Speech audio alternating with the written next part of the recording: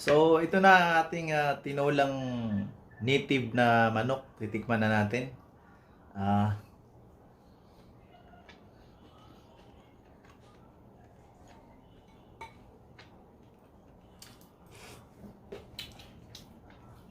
Tamang-tama lang yung lambot niya.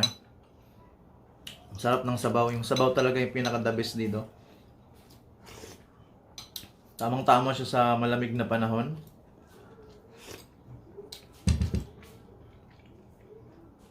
Iba talaga yung hinahatid ng lasa ng native na manok kaysa dun sa mga 45 days.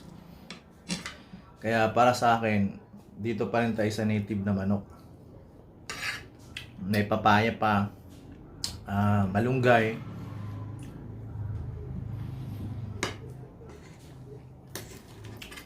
Dami kayo.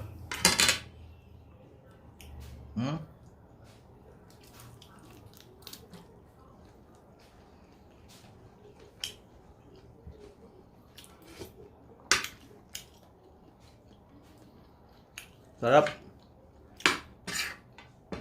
Shoutout pala kay Jennifer Cuyos and family sa kanyang binigay sa atin na manok native galing sa Lanao. Salamat sa idong ha. Nakatilaw na pud kog manok nga native. Talagsar kay ni diri sa Manila kay mahal. Salamat.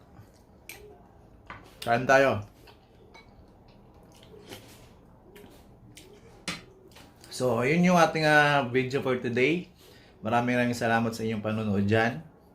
Sana nag-enjoy kayo at meron kayong konting natutunan sa ating tinolang manok na Bisaya. So, sa mga hindi pa nakapag-subscribe dyan, please subscribe and share my video. Thank you.